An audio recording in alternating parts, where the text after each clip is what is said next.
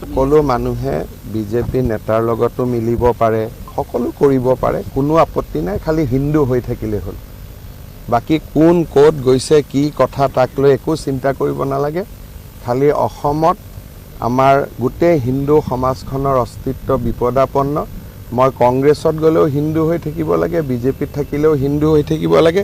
য'তে যাওঁ ভাল হিন্দু হৈ থাকিলে বাকি কোন ক'ত আছোঁ সেইটো ডাঙৰ কথা নহয়। মই এইটোৱে ক'লো নাই, যি দল হ'লেও হিন্দু হৈ থাকিলে হ'ল খালি। আৰু আমাকতো হিন্দু দল লাগে, হয় নহয়? না না, মই এটাই কৈছোঁ যে আমাক হিন্দু দল লাগে, হিন্দু সংস্কৃতি লাগে।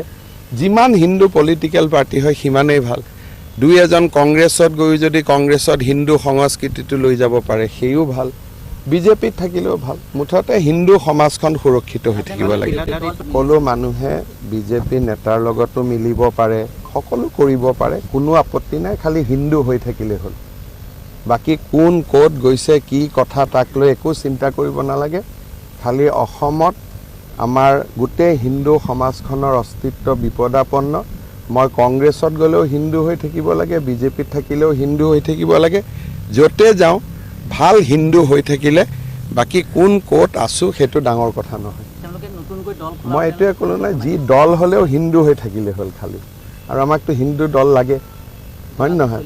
না না, মই এটাই কৈছোঁ যে আমাক হিন্দু দল লাগে, হিন্দু সংস্কৃতি লাগে। যিমান হিন্দু পলিটিকেল পাৰ্টি হয় সিমানেই ভাল। দুই এজন কংগ্ৰেছত গৈ যদি কংগ্ৰেছত হিন্দু সংস্কৃতিটো লৈ যাব পাৰে সেইও ভাল, বিজেপিত থাকিলেও ভাল। মুঠতে হিন্দু সমাজখন সুৰক্ষিত হৈ থাকিব লাগে।